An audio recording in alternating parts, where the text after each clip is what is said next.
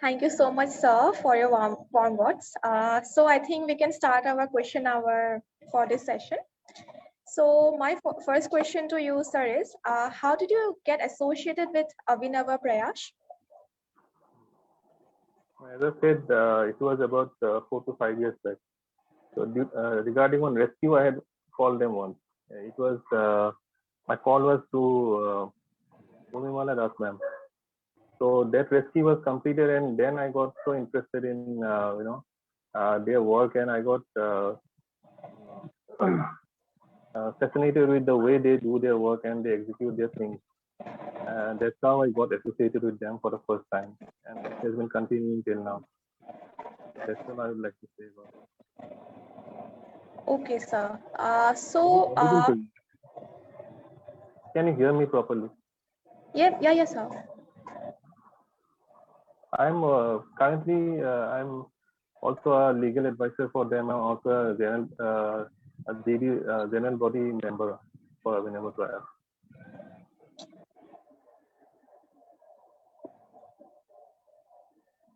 Okay, sir.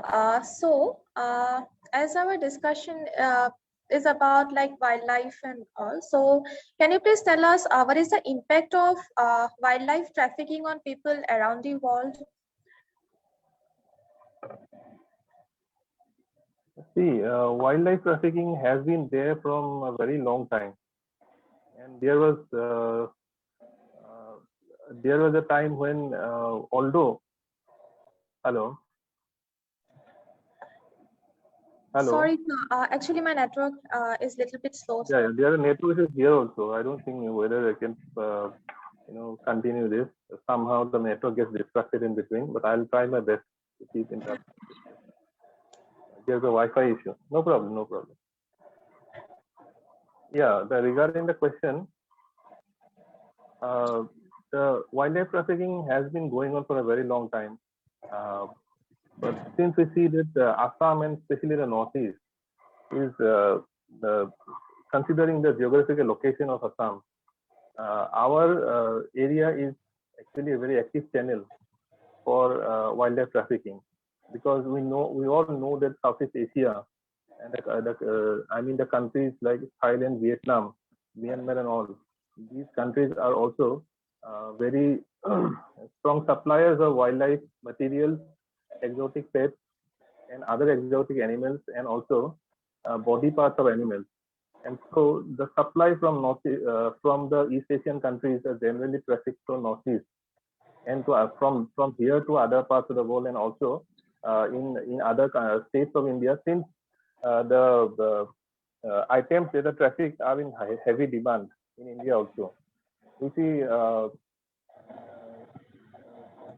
animals like star tortoise, snakes, and the gecko that is actually a local creature of Assam and all.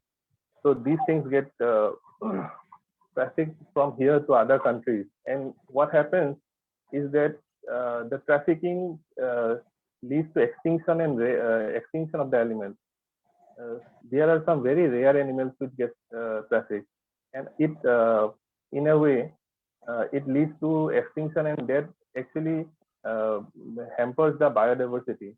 And that is how actually I would like to say that it creates a ecological imbalance in the world, because we see many such animals has already become extinct from the world, like the dodo and all. And there were also many other extinct animals which I don't remember at this moment. But this thing should stop, and agencies should take a very proactive step in this regard. Otherwise, trafficking is not going to stop anymore. It is going to accentuate, since the demand for exotic animals are increasing day by day. Yes, like as you have mentioned, it's been increasing in the recent past. So, what is the cause that that is it is being this wildlife crime is increasing? What is the Because the main cause of it? legislation, main cause is the demand actually. There is demand for wildlife in various parts of the world. There are prime reasons for it, one of which is the medicinal value. It is believed that the body parts of this wildlife. These exotic animals are good, accentuate life and mortality, immortality of people. It increases the lifespan. It also increases potency of people. It is believed in some parts of the world. Uh, Apart from it, it is also used. Such exotic animals and body parts are used in occult sciences. Maybe in we all know there are huge markets for exotic animals in Nigeria, Benin, and Togo, where they are used for voodoo practices. So that is one reason, and other being that, that there is demand all around the world and also in India to keep exotic pets, because it is nowadays it is seen as a status symbol to have exotic pets. Demand is there, hence supply is there. If the demand stops in some way, the supply will stop. And at the same time, another reason why it has been going on in such a pace is that the legislations to combat trafficking are very I'd say they are not effective in a way, because the imprisonment or whatever legislation and the penal sections related to such offences are not very strong, and that does not create a deterrent effect on the traffickers. So once the fear for going to jail or something is instilled in the minds of the traffickers, this it will continue. It should stop, and only strong legislations can do this. Otherwise, it is going to keep on going all the time. Okay, sir. So how to alter like people's impression of items made from wildlife? Sorry, pardon. So, my question is, how to alter people's impressions of items made from wildlife? Yeah, we have to discourage people. For that, awareness is very important. But unfortunately, the demand and fascination for wildlife is going on every day. The more the days are passing, the demand for wildlife and keeping them as pets, say for example, an iguana or a tokai gecko, which is almost about to go extinct in some parts, especially which is found in Northeast only, and also some different types of snakes, and also there are other animals, the demand of which is also increasing in other parts of the world. So demand should stop at first, and for that awareness has to be there. But I don't see the government of India or any state taking up any awareness scheme or awareness campaign to discourage people to do to keep away from buying exotic things or exotic animals. Okay, so as you have mentioned, it's very necessary to create awareness among people, I mean, like in the society. So what are some of the important laws regarding the protection of wildlife? And like if someone commits something like wildlife trafficking, so what is the ultimate punishment of it? Yeah, there are actually loopholes in the judicial system. That is why these things are happening. I don't blame the Indian system of justice delivery. It is no doubt one of the better systems in the world for justice delivery system. But when it comes to wildlife protection and animal abuse, there are huge loopholes that need to be filled. So we see there are legislations are there. There are provisions that have been made, the implementation of which has not been executed properly. As we see, there is the Wildlife Protection Act 1972, where Section 48 it says that restriction of transportation of wildlife is stopped. And again, 49B says that prohibition in dealing with animal articles, etc. No person shall I read it for a few lines from the Section 49 of here. The Wildlife Protection Act 1972, Section 49A says, 49B says that no person shall carry on business in scheduled animals, deal in ivory, deals in captive animals, etc., or cook or serve meat from the scheduled animal in a eating house. So legislations are there. I'd like to cite one more. That one more time. Restriction on transportation of animals not to be done without permission from Chief Wildlife Warden or any other officer authorized by the state. These are the provisions, but the punishments are very less.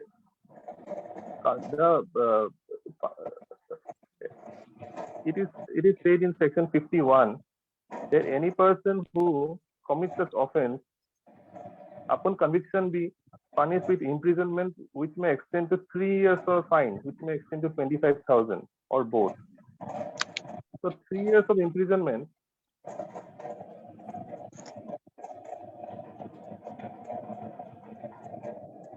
Hello. Okay. Yes, I'm audible. Yeah, I could not see you for a second. So 3 months of imprisonment is something which is a joke at this modern time. You see, the Wildlife Protection Act was enacted in 1972. There has been no amendment till now.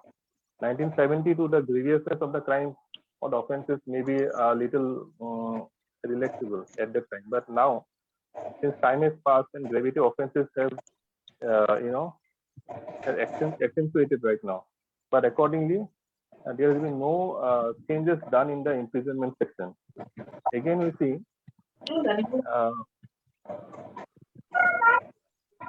Hello. Yes, I cannot see anyone. That's what I'm saying. oh, actually, maybe it's because of the network connection, but I'm hearing it. Fine.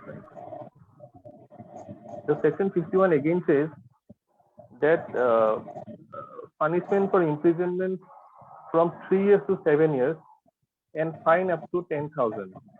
And again, for a consecutive successive offences also, the imprisonment is more or less similar.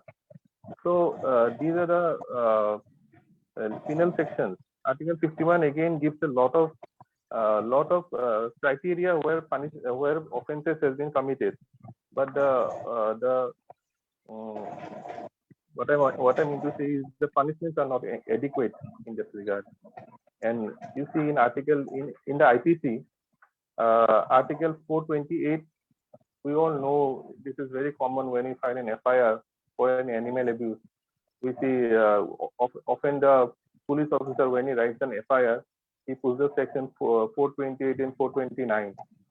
Yes, these are no doubt there in the IPC, but the purpose has not been served because it is only for mischief by killing or maiming animal to the value of 10 rupees, enacted in 1860, and this is 2022. The value of an animal can never be 10 rupees right now, and accordingly, imprisonment for either description for a term which may extend to 2 years only, that is also bailable. So that's what deters a lot of us to file an FIR nowadays. No, we know that there will be no any action taken because it is a bailable offense. So the situation right now, in any case of punishment regarding animal abuse or animal transportation, illegal trafficking, is not up to the mark. That needs to be changed. Actually, amendments are very much required. That's what I want to say. Okay, sir. Like as you have mentioned about the laws, like specific laws. So I want to ask you a question. Like these laws, like how far from this law,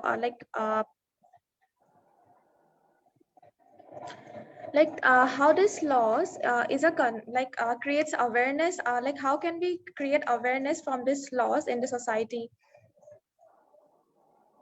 That's the problem actually. The root cause is that legislations are not sufficient. Otherwise, the deterrent factor does not work, right? Because there was an incident. I'd like to mention one incident here. In 2021, Kerala High Court has registered a suo motu PIL because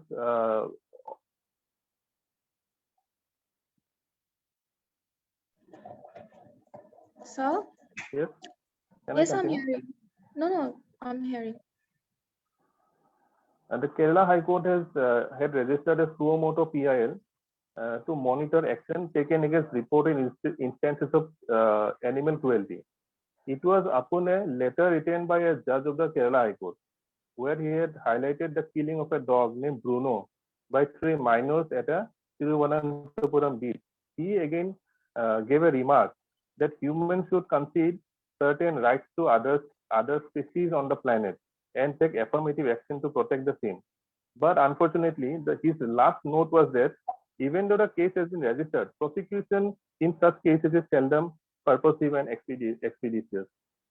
So awareness, as we see that the judge of a high court in the country of India, it is one of the topmost judicial positions. He has no faith in the legislation of the country regarding animal abuse. Then what a common man can expect? Because Yeah. today, uh, that's the point that awareness has to be made, but it should be made on the strength of some legislation. But see, if we say someone that yes, there should be people should be compassionate and towards animals, we should always rescue street animals. Yes, we do that. But at the same time, the crime has always been there because they are not afraid of committing the offenses against animals. Abuse has been going since legislations are not strong, and we also need legislations like countries like Austria and UK, where neglecting the animal owner by the owner may lead to 51 weeks of jail and so on. So the need of the hour is to make strong legislation, and that may work as a deterrent factor for the abuser. But since it is not happening here in the country like India, awareness, yes, awareness is there, but to an extent. Apart from that, we can only aware people of the next generation. The old generation has already, have a different mindset, and there are many instances where, teaching people to be more compassionate to animal also does not make any bring any effective result. But yes, nowadays the younger people are more compassionate. They are having a very, having soft corner for animals, and they are the people whom we need to target when we say awareness should be there. They are the people who may change the situation, the gloomy situation that we are in right now. Every day or maybe in every second, there is some animal abuse happening around the country. Only the new generation may bring some changes, and they should. But awareness again should be a duty of the state also. There should be awareness campaigns that needs to be broadcasted in the TV. We never see such awareness campaigns coming up, and social media obviously has to play a major role in that. And it has been happening, but in a very steady, but slow, but steady manner. Okay, sir. So, coming to the like pet animals, so I want to ask you a question like, how can we stop the this as you know, abandoning of pets is a major concern for activists today. So, how can we aware people about the harmful consequences caused by the abandonment? Okay, yes. I'll come to it.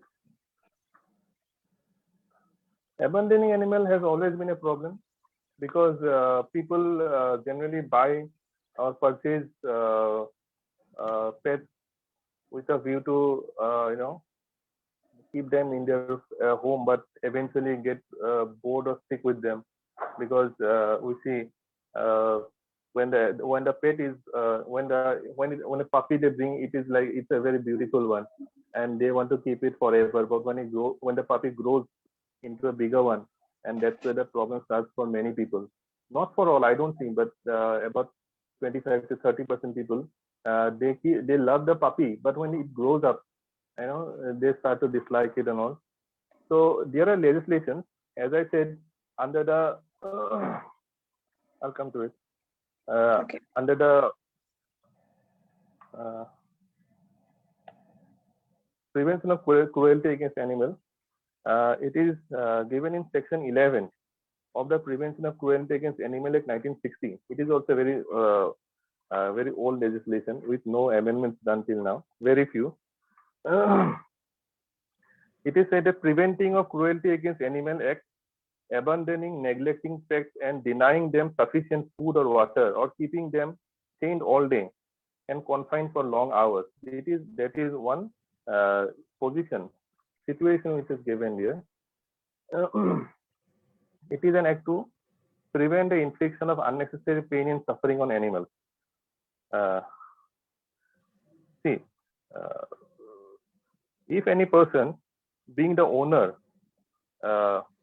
neglects to exercise any dog, habitually chained up or kept in close confinement, and subclause H, clause H of section 11 again says, being the owner, if he fails to provide such animal with sufficient food, drinks, or water, and section 11 clause I says, if without reasonable cause the owner abandons the animal in circumstances which renders it likely that it will suffer pain by reason of starvation or thirst, or willfully permits animal to which he is the owner to go at large in any street which is affected with contagious diseases, or permits any disease or disabled animal of which he is the owner to die in the street. These are the provisions.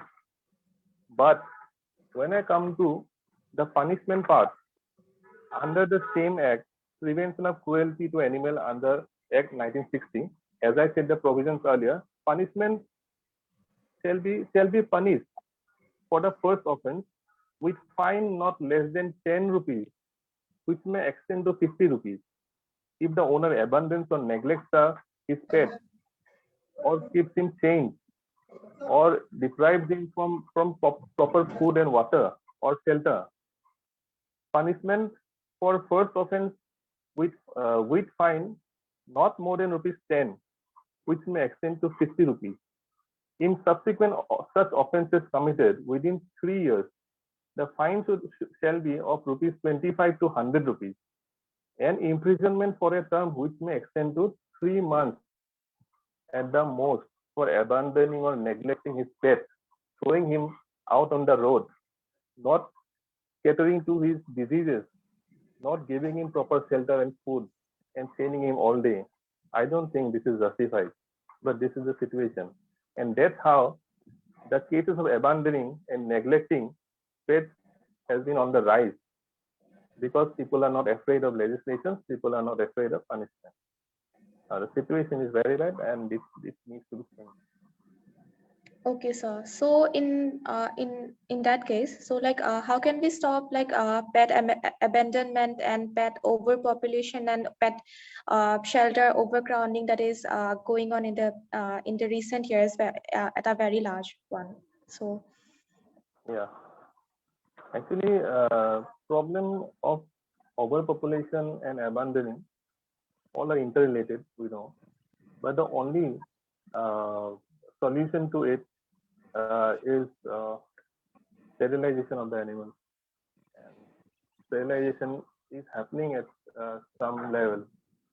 There are agencies which are funding the sterilization of dogs, not just dogs and cats or other stray animals also, but that has to happen at a large scale. Only overpopulation can be checked or curtailed with the help of sterilization, or we say in common language, spaying of a female animal.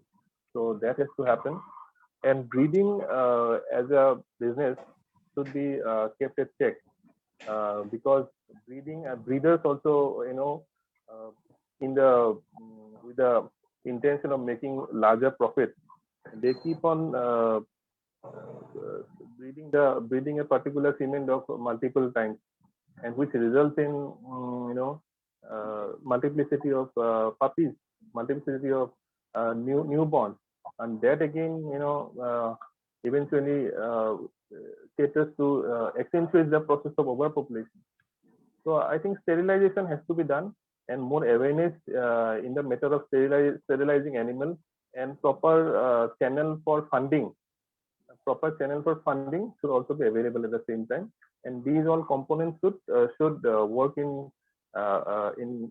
conformity with each other. Only then this problem of overpopulation can be put to check to some extent, and eventually in the long run, it can really do some wonders in the society. Okay. So sir, like in the previous question, like you have mentioned about legislation, the laws about laws on animals. So like in apart from the legislation, how can common people can join hands to prevent animal cruelty? Yeah. As we know, there are nowadays a number of organizations catering to you know rescued animals or uh, putting a check on cruelty or reporting cruel events of reporting instances of animal cruelty to the police. There are agencies that have been working a lot. There are, if I take the example of Guwahati also, there are many such NGOs which are working 24/7, no matter whenever, at what time, or does not matter as to which area or which location in the state dog is abused or is thrown out of his house. Uh, there are like-minded people who are working for this, who are constantly going to police stations and reporting cases, filing FIRs. Uh, and agencies only, I think, should do some positive work in this regard. And personally, yes, on the personal front, also, no doubt, a person who is determined to, not to tolerate such instances happening in his neighborhood, he can definitely go and report the case or get connected with an NGO who are working for the cause. That's how we can actually stop such instances and also create awareness among people in this regard. And no doubt, social media has always played a role, and it will continue playing a role because, for instances, we see last couple of weeks ago there was a example of there was a case of a guy in Tripura who abused a dog by pulling its tail and spinning it around and throwing it in a nearby pond. Within a couple of days, he got arrested. So it happens because people are aware, and the speed in which things get viral in social media, that actually, in a sense, again, educates other people also to be aware and to be alert to such offenses in their area, neighborhood. Yeah, sir. Like this, even the sterilization process and this breeding of animals are increasing nowadays. So, like, is this dog breeding legal, or like, and what does dog breeding rights mean? In if you can explain in simple words. Dog breeding, is it actually there are regulations. So if a person wants to start a breeding house or breeding agency, whatever you call it, it's basically a business. If a person wants to venture into a business of dog breeding, uh, he has to get proper certifications from the authority. When a person gets certifications from the authority to start a breeding agency, so we cannot say that it's illegal. But yes, morally it is not good. We most of us say it is unethical to breed. But since the government has a role to play, it provides certificates. So technically, we cannot say that it is illegal because there are a lot of breeders who have got certificate to do breeding. But when we say, so what I mean is that breeding of a dog is not illegal business. It is because it is the regulation of law. It is the backing of uh, concerned authorities. So we cannot say it is illegal, but it is morally not right. At a personal front, I would like to say. So uh, breeding. Your next question was regarding breeding rights, or what is Yeah, that? yeah, yeah. The question was like what does sorry, sir. One second, please. So the question was, what does dog breeding rights mean? If you can explain in it, like simple words, so that we can Okay, understand. dog breeding rights. Okay. Yeah. No, that's what it is related actually. The dog breeding right is that you have to take, it follows the regulation has to be followed.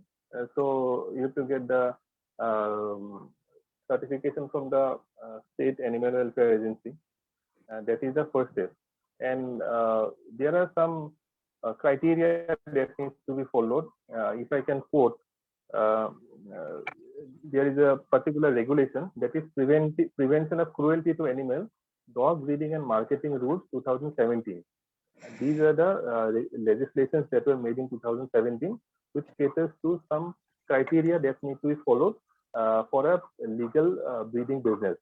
So it says under Section 3 of the Prevention of Cruelty to Animal, Dog Breeding and Marketing Rule 2017, Section 3 of the rule says that no breeder can carry on breeding activity unless he had obtained the required certification from the State Animal Welfare Board. That is Section 3.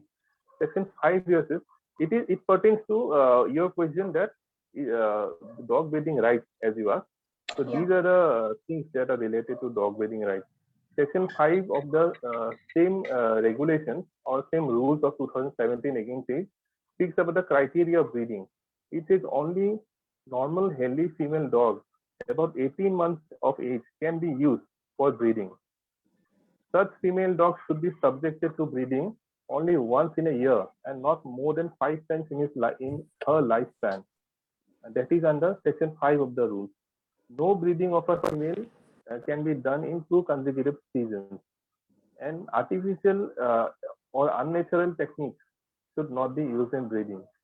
So that is one portion or one part of the dog breeding right. A breeder has to provide information, infrastructure of the breeding establishment, and for example, the hygiene and lighting conditions, ventilation, heating and cooling of the premise, food and medical facilities, etc. And Section 7 of the same Prevention of Cruelty to Animals, Dog Breeding and Marketing Rules 2017 states that Section 7, State Animal Welfare Board should inspect the premises of the building establishment. So these are the criteria that needs to be followed. If not, if any one of such criteria are breached, then the license or the certification of the breeder may be cancelled by the authority. So these are the dog breeding rights and the associated rules pertaining to the same topic. Yeah, sir. So, like as you have mentioned, like where some of the clauses about dog breeding. So, like, does this dog breeding process shortens a dog's life Okay. if it doesn't if it doesn't properly follows the whole process? Yeah. Normally, I don't think there are instances where we can accurately say that dog breeding postpones. Curtails cut short life of the dog, right? That's what you asked. Yeah. Huh? Yes.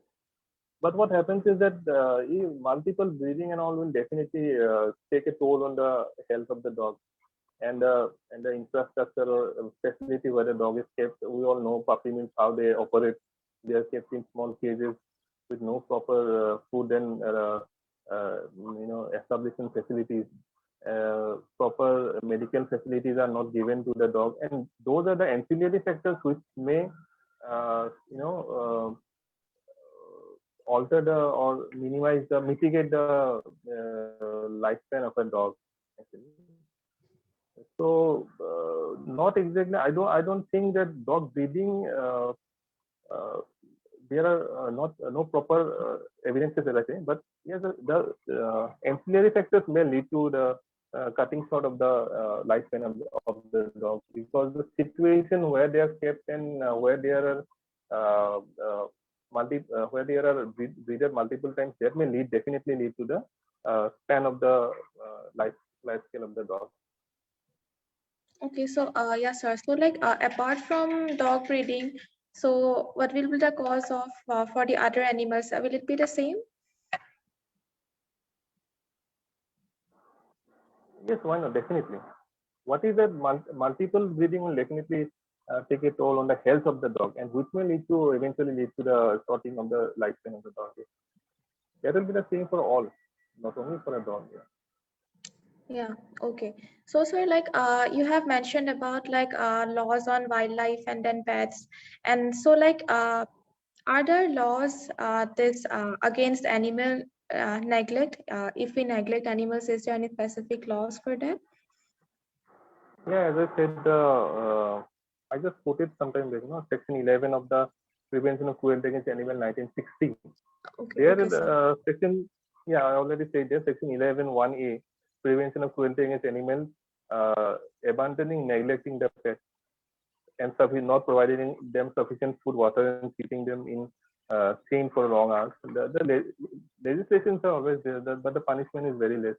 A 3 month punishment is actually mockery in the current situation. That needs to be enhanced. Actually. Only Yeah, then the deterrent yeah, factor will work.